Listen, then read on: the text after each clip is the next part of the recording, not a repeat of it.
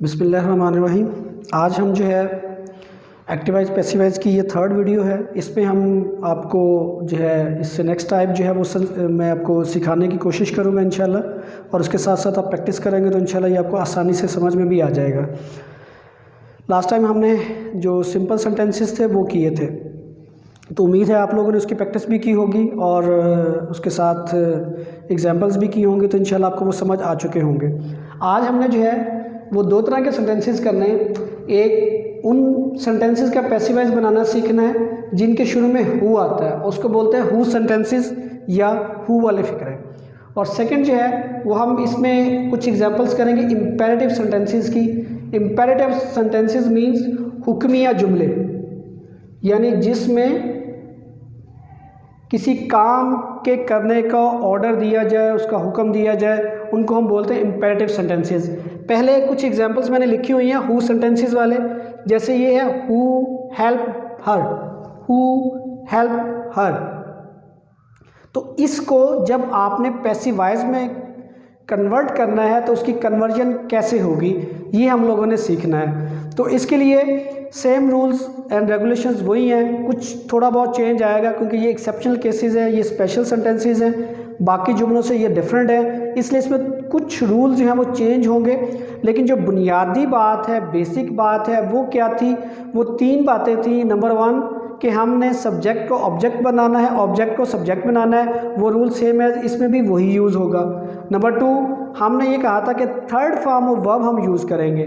तमाम तरह के सेंटेंसेस में जितने भी हम पैसिव्स बनाएंगे, वो सेंटेंस किसी भी तरह का हो, उसमें हमने third form of verb use करनी है, तो इसमें भी वही यूज़ होगी। और उसमें हमने एक और बात कही थी कि थर्ड फॉर्म ऑफ वर्ब जब हम यूज़ करते हैं तो उसके साथ हमें कोई ना कोई हेल्पिंग वर्ब लगाना पड़ता है। ये इंग्लिश का रूल है, थर्ड फॉर्म ऑफ वर्ब कभी भी अकेले नहीं आती, उसके साथ कोई ना कोई हेल्पिंग वर्ब ज़रूर होता है। तो इसके साथ हमें फिर वो डेफिनेटली हेल्पिंग वर्ब लगाना पड़ेगा।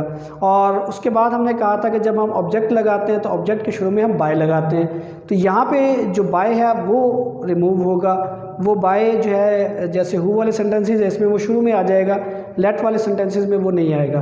तो स्टार्ट करते हैं, हु हेल्प हर। तो इसको करने के लिए जो हु वाले सेंटेंसेस होते हैं, यानी जो सेंटेंस हु से स्टार्ट होगा उसको आपने करना है कि ये एक्सेप्शनल केस है, इसको अलहदा से आपने सीखना है बाकी जुमलों से हटा के। बाकी जो आपने सीख लिया है वो अलहदा है और ये वाला इसको आपने सेपरेटली सीखना है, तो फिर ये इंशाल्लाह आपको इजीली समझ आ जाएगा। अगर आपस में गुड़मुड़ करोगे तो फिर ये मुश्किल हो जाएगा। तो ये कैसे करना है आपने? सबसे पहले जब भी हु वाला सेंटेंस आए तो सबसे पहला काम आपने ये करना है, इसके शुरू में आपने बाय हुम ये लगा देना है। यानी जितने भी हु वाले सेंटेंसेस आएंगे उसमें आपने काम क्या करना है, आपने ये करना है कि उसके शुरू में बाय होम लगा देना है। तो बाय होम ये तीन सेंटेंसेस मैंने लिखे हुए हैं। पहला सेंटेंस है who helped her, by whom, उसके बाद आपने लगाना है यहाँ पे हेल्पिंग वर्ब। चूँकि ये इंट्रोगेटिव सेंटेंसेस है इसलिए इंट्रोगेटिव सेंटेंसेस में आपको पता है जो हेल्पिंग वर्ब होता है वो शुरू में आता होता है। हेल्प की थर्ड फॉर्म लगेगी, वो हेल्प है, वो ऑलरेडी उसने यूज़ की हुई है, मतलब हेल्प की सेकंड फॉर्म भी हेल्प होती है, थर्ड फॉर्म भी हेल्प यूज़ होती है। यहाँ पे हेल्प जो है वो as a second form of verb use हुआ है। तो हमने क्या करना है, इसकी थर्ड फॉर्म जो कि हेल्प ही होती है वो लगा दी, बाय होम। सॉरी, इसको थोड़ा सा और स्पेस पे लिखो ताकि दरमियान में जो है वर्ड आपके पूरे आ जाए। हेल्प, बाय होम हेल्प, यहाँ पे आ जाएगा हेल्पिंग वर्ब, वो आएगा वॉज। क्यों वॉज आया? क्योंकि यहाँ पे second form of verb use हुई है तो हम उसकी जगह पे वॉज लगाएंगे। सेकंड फॉर्म है तो उसकी जगह पे वॉज या वर आता होता है। और यहाँ पे चूँकि हर है और हर आपको पता है उसका सब्जेक्ट जो है वो शी बनेगा, तो शी के साथ वर नहीं आएगा बल्कि शी के साथ क्या आएगा, वॉज आएगा। By whom was she help, by whom was she help. और इसके लास्ट में जो है वो हम साइन ऑफ इंट्रोगेशन लगाएंगे, इंट्रोगेटिव साइन लगाएंगे। तो ये सेंटेंस बन गया by whom was she help. Example है इसकी, who will take the exam, who will take the exam. Number one, जब हु आएगा तो हमने क्या करना है, सबसे पहले हमने क्या करना है, हमने इसके शुरू में लगाना है बाय और उसके साथ लगा देना whom, by whom will helping verb उसने ऑलरेडी यूज़ किया हुआ है, तो हम इसको शुरू में लिख लेंगे। इसको शुरू में इसलिए लिख रहे हैं क्योंकि ये इंट्रोगेटिव सेंटेंस है। तो इंट्रोगेटिव सेंटेंस का रूल ये है कि अगर डब्ल्यू वाला सेंटेंस है तो डब्ल्यू वाला वर्ड पहले आएगा और उसके बाद हेल्पिंग वर्ब आएगा। अगर वो डब्ल्यू सेंटेंस नहीं है तो फिर सबसे पहले हेल्पिंग वर्ब आता होता है। तो यहाँ पे हमने क्या किया, विल को शुरू में लगा दिया, बाय होम विल और टेक जो है वो फर्स्ट फॉर्म ऑफ वर्ब है, तो हम क्या करेंगे, हम उसकी जगह पे थर्ड फॉर्म लगाएंगे, बाय होम विल, और इसके बाद आ जाएगा जो इसका ऑब्जेक्ट है वो सब्जेक्ट बन के शुरू में आ गया। अब ये ऑब्जेक्ट आ रहा है यहाँ पे एज अ सब्जेक्ट। ये वाला जो है सेंटेंस पूरा, ये वाले 3 वर्ड्स बाय होम और विल, ये इसको इंट्रोगेटिव बनाने के लिए हैं। बाय होम विल ये इंट्रोगेटिव बनाने के लिए है। ये सब्जेक्ट आपका ऑब्जेक्ट यहाँ पे आएगा, by whom will the exam be taken. अच्छा, अब ये जो है इसके साथ बी क्यों आ गया, ये जो बी आया है ये मैंने आपको बताया था कि बी जो है हमेशा उस वक्त आएगा जब उसने ऑलरेडी पहले से हेल्पिंग वर्ब यूज़ किया होगा, तो हम बी लगाएंगे। और बी लगाएंगे हम according to the sentence, according to the condition. जब आईएनजी वाला सेंटेंस आएगा तो हम उसको कन्वर्ट करेंगे बीइंग में, और जब हैज़ हैव हैड आएगा तो हम बी को कन्वर्ट करेंगे बीन में, और जब विल शैल आएगा तो हम उसकी जगह पे बी लगा देंगे। कुछ सेंटेंसेस में बी वैसे ही आ जाता होता है, तो जब विल शैल आएगा तो हम उसके साथ बी लगा देंगे। तो ये बन जाएगा by whom will the exam be taken, by whom the exam will be taken.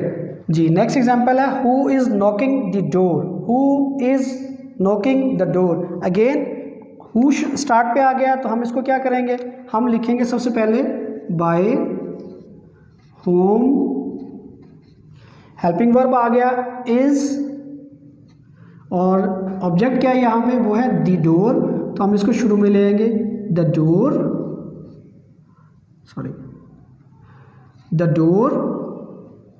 उसके बाद आपने लगाना है बी। क्यों लगाना है बी, ये हमने इतनी ज़्यादा एग्जांपल्स कर चुके हैं। वो हम बी इसलिए लगाते हैं क्योंकि यहाँ पे हेल्पिंग वर्ब ऑलरेडी उसने खुद से दिया हुआ है। अगर वो खुद से देगा तो हम बी लगाएंगे, और वो बी डिपेंड करेगा सेंटेंस पे कि वो क्या बनेगा, वो एज अ बी ही यूज़ होगा। जैसे लास्ट सेंटेंस में हमने उसको बी के तौर पे यूज़ किया, लेकिन यहाँ पे वो आईएनजी वाला सेंटेंस है तो हम बी की जगह पे उसको कर देंगे बीइंग, और फिर आ जाएगा नॉक की थर्ड फॉर्म। नॉक की थर्ड फॉर्म क्या होगी, knocked. By whom is the door being knocked, और इसके साथ आपने एक प्रपोजिशन यूज़ करनी है एट। तो ये आपका सेंटेंस पूरा हो गया। By whom is the door being knocked at, by whom is the door being knocked at. जी, अब यहाँ से हम लोगों ने शुरू करना है next phase. These are imperative sentences. Imperative sentences यानी ये वो सेंटेंसेस है जिसमें ऑर्डर दिया जाता है। जैसे क्लास में टीचर कहता है open your books, sit down, go out from class, and जैसे मालिक अपने मुलाजिम को हुक्म देता है वाटर द प्लांट्स, ओबे योर एल्डर्स, मतलब टीचर अपने स्टूडेंट को। तो ये वो सेंटेंसेस है जिसमें हम कोई बंदा किसी को हुक्म दे रहा होता है, लेकिन इसमें आप देखोगे इसमें आपको कोई भी नाउन या प्रोनाउन या कोई ऑर्डर देने वाला जो है वो नज़र नहीं आ रहा होगा कि ऑर्डर किसने दिया। Open your books simple sentence है, वाटर द प्लांट्स किसने ऑर्डर दिया ये नहीं पता। तो इस तरह के सेंटेंसेस को करने के लिए हम क्या करेंगे, इस तरह के सेंटेंस जो इम्पेरेटिव सेंटेंसेस होते हैं जिसमें सब्जेक्ट नहीं होता यानी ऑर्डर करने वाला नहीं होता, तो उसमें हम उसको कन्वर्ट कैसे करते हैं, हम उसके शुरू में लिखेंगे लेट, और इस ऑब्जेक्ट को हम शुरू में ले आएंगे द प्लांट्स,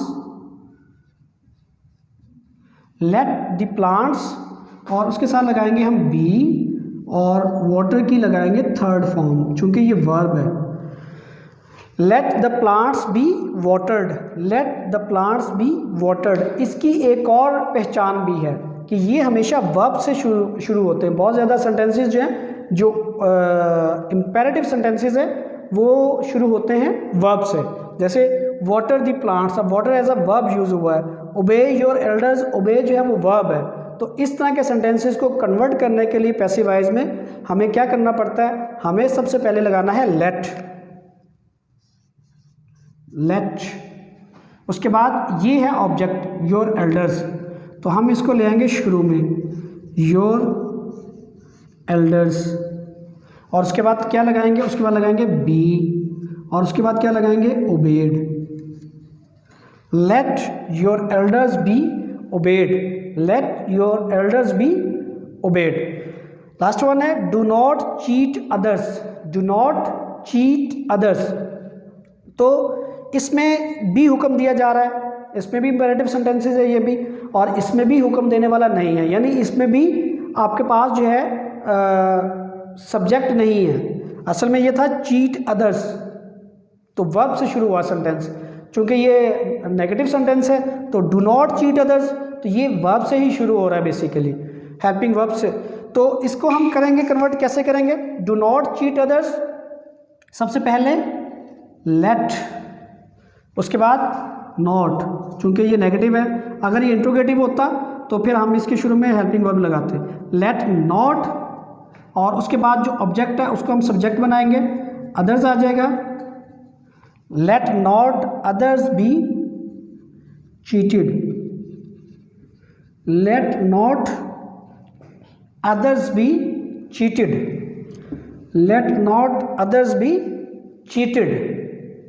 तो ये इस तरह के सेंटेंसेस हैं। अमूमन होता ऐसे है कि आपको पेपर में इन दोनों में से कोई एक सेंटेंस आ जाता होता है। 9th क्लास में की बोर्ड के पेपर्स की बात कर रहा हूँ कि या तो आपको ऑर्डर वाला सेंटेंस आ जाएगा और या आपको ये हु वाले सेंटेंसेस आ जाएंगे।